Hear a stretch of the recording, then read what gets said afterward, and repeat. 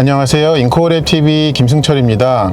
오늘은 인천에 있는 BMW 드라이빙 센터에서 그 BMW M2 컴피티션 차량을 한번 좀 타보겠습니다. 자, 이제 트랙으로 좀 들어가서 주행을 해보도록 하겠는데요. 제일 처음에는 좀 스포츠 모드로 탔을 때 느낌을 먼저 보고, 그 다음에 스포츠 플러스 모드로 그렇게 순서로 좀 차를 타보면서 차이점을 느껴보겠습니다. M2 컴피티션은 그 일반 M2랑 엔진이 다르죠. 그래서 터보 차저가 한 개였던 게 두 개로 되면서 그 출력이 좀 많이 높아졌습니다. 그래서 370마력에서 410마력으로 마력수가 40마력 차이가 나고, 토크도 48에서 56으로 8kg 정도가 그렇게 다르죠. 지금 처음 이제 이 엔진에 대해서 좀 느낄 수 있는 점은 그 저회전에서의 여유도가 확실히 좋네요. 그 제가 M2 타봤을 때를 떠올려 보면은, 그리고 이제 엔진 실내에서 전해지는 엔진 사운드가 좀 더 큰 것 같습니다. 그 M2였을 때보다.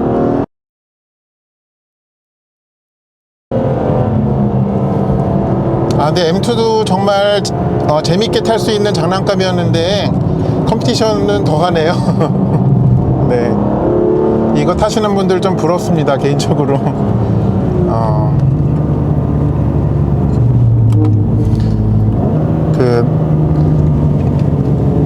내 이웃의 것을 탐하지 말라고 하는데, 네, 그냥 마음적으로 좀, 네, 그렇네요. 그리고 지금 얘는 드라이브 모드를 바꿀 때 이 감 서스펜션의 감쇄력은 어떤 그러니까 조절식이 아니기 때문에 그래서 따로 되는 건 없고, 이제 가속 페달에 반응하고, 그 다음에 그 스티어링의 무게, 그 다음에 이제 변속 패턴, 그런 것만 그렇게 이제 바뀌게 되거든요. 네, 근데 스포츠 모드만 해도 일반 도로에서는 충분 이상으로, 네, 이 차의 성능을 다 끌어내는 것 같습니다.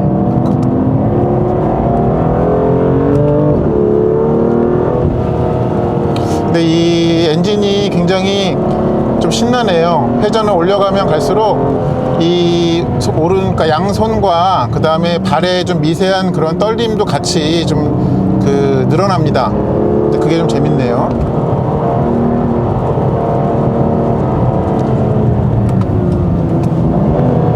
그런데 지금 스포츠 모드에서 이 좀 아쉬운 점은 시프트 다운이, 저는 분명히 이 핸들 뒤에 있는 변속 패드를 당겨가지고 저희 직선으로 많이 늘려서요.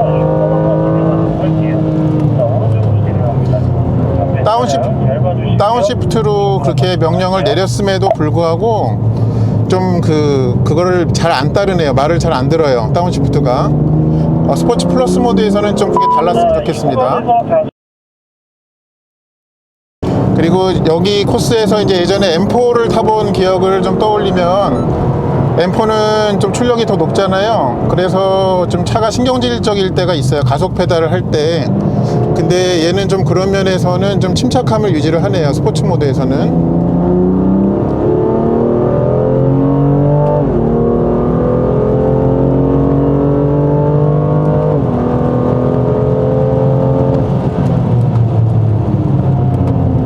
그리고 이제 그 낮은 속도에서의 가속력 차이는 M2랑 좀 많이 느껴지진 않았는데, 이 차는 좀 고속용력으로 들어가면 들어갈수록 그 가속력 차이가 확실히 있네요, 일반 M2랑 비교했을 때. 네, 이제 그 정도를 느낄 수가 있겠고요. 이제부터는 스포츠 플러스로 한번 타보겠습니다, 차를.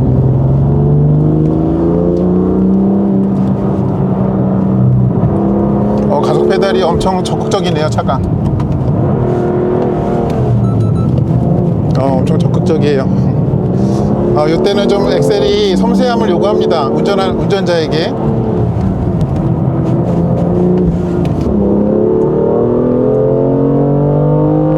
그리고 실내로 전해지는 음향도 훨씬 커요. 제가 소리를 질러야 됩니다. 여러분들이 타고 계시는 이 M2 차량,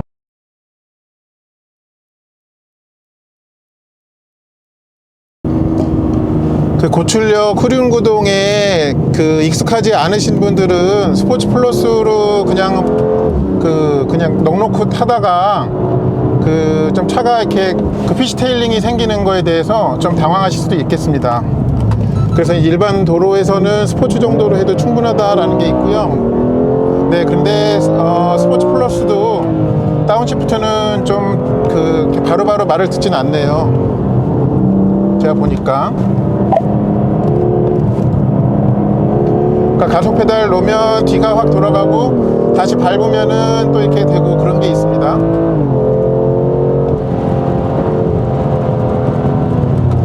차가 좀 휠베이스가 작다 보니까는 저 운전자의 습관이 조금 더 정직하게 차의 움직임으로 나타나는 것 같습니다.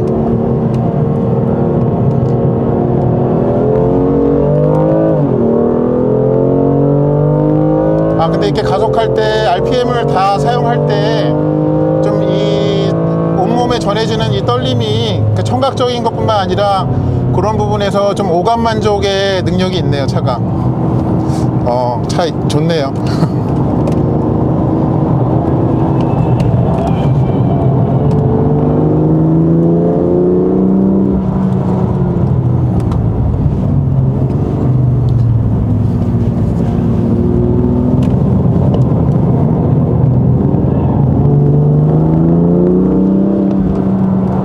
그러니까 그 엑셀이 더 이렇게 민감해지는 이유가 그 토크가 좀 발휘되는 게 좀 다른 것 같아요. 그 스포츠 때랑 비교했을 때. 그래서 좀 더 토크 밴드가 더 두꺼워지는 시점이 좀 이르다 보니까 네, 그런 일이 좀 생기는 것 같습니다.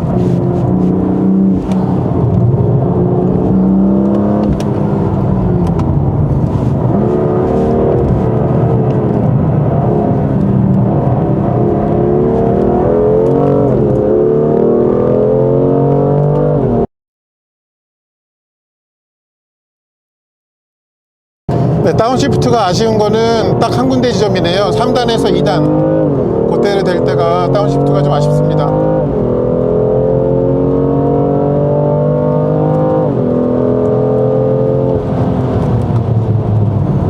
근데 분명한 것은 이 차 랩을 돌아가면 돌아갈수록 그 더 좀 확실하게 와닿는 것은 어떤 고속도로에서 그런 그 가속력만 가지고 좀 재미를 느끼기에는 너무 아까운 차 같아요. 네, 그런 부분이 좀 있습니다.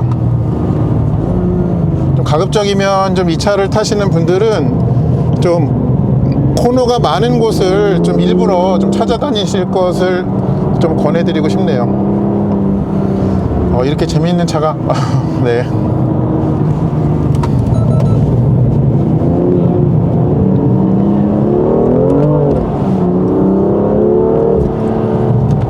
역시 코너 탈출할 때 그 가속 페달을 좀 밟아 나가면 여지없이 그 뒤가 털린다고 하죠. 네, 그런 게 있습니다. 파워 슬라이드가 난다는 말씀이에요.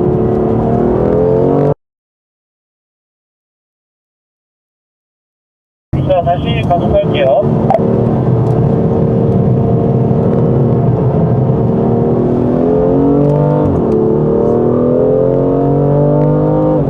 그리고 또 제가 좀 인상적인 부분은 스포츠와 스포츠 플러스 사이에도 그 미세한 차이를 좀 구현해냈다는 게 굉장히 좀 잘한 것 같습니다. 네, 사실은 차를 개발하는 입장에서는 그렇게 모두가 많아질수록 좀 일거리가 많아지는 건데 네, 그런 거를 다 신경 쓰면서 이렇게 세팅을 하셨네요.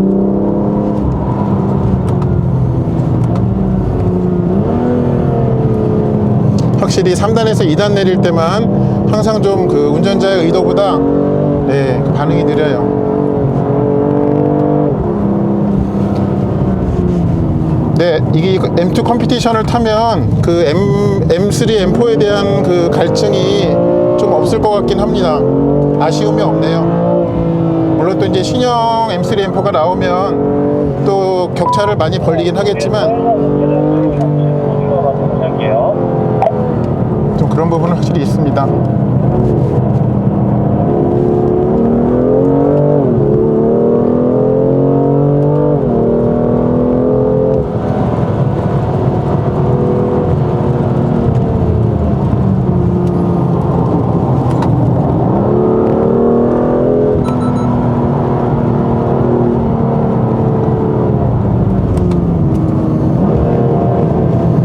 역시 BMW에서 M은 모터를 의미하죠. 네, 엔진을 얘기하는 건데 정말 엔진 잘 만듭니다.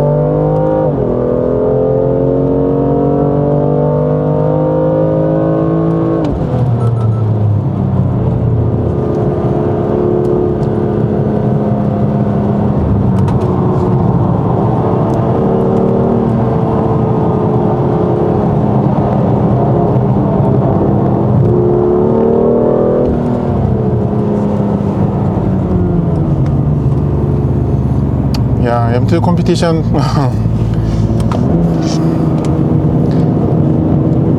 그냥 8천만원 아래에 있는 폰카 중에서는 네, 다른 거에 눈 돌릴 이유가 없는 것 같아요.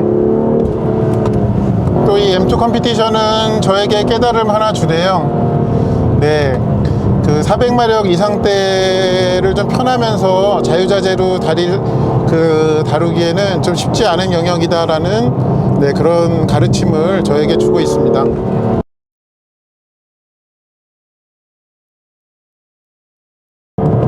근데 물론 이제 만만한 영역은 아니지만 조금 그 연습을 더 해서 좀 이렇게 편해지고 싶은 그런 영역이긴 하네요. 그리고 브레이크 얘기를 안 했었는데, 네, 이렇게 계속되는 트랙에서의 주행에서도 브레이크는 좀 힘들어하진 않습니다.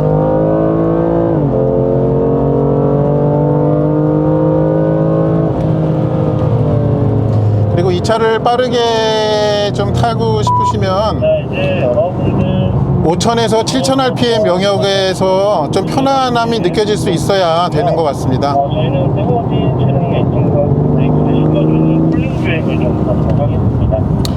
그리고 이제 지금 좀 이따가 천천히 주행하시면서 오늘 주행하셨던 이 트랙도 한번 다시 하신 시간 가져오시고요. 이제 트랙을 이제 나갈 텐데요. 여기서 꼭 이렇게 하시는 게 있어요. 그러니까 쿨링 다운을 하는 네, 그런 랩을 가집니다. 네, 그거는 차에서 굉장히 좀 필요한 부분인데 그 엔진부터 해가지고 또 브레이크 모든 부분이 좀 이렇게 많이 혹사를 당했기 때문에 그 부분을 그냥 그런 쿨다운 없이 차를 바로 시키는 것보다는 그 차를 완전히 멈추기 전에 좀 어느 정도의 서행을 통해 가지고 이 자연 주행 중에 일어나는 자연 바람으로 그렇게 시켜주면은 굳이 이제 그 차를 멈춰 가지고 또 오랫동안 좀 그렇게 차를 아이들링 상태로 놓을 필요도 적어지는 것이죠. 그래서 그런 부분은 좀 여기 드라이빙 센터에서 그렇게 해주시는 건데 평소에도 적용할 수가 있는 부분이겠습니다. 오늘 M2 컴피티션을 BMW 드라이빙 센터에서 타봤는데 아무쪼록 그 영상을 보시는 분들에게 조금이라도 도움이 됐으면 하는 바람입니다.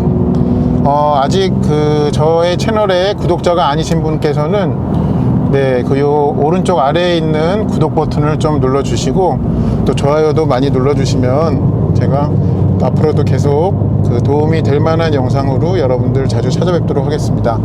시청해 주셔서 감사합니다.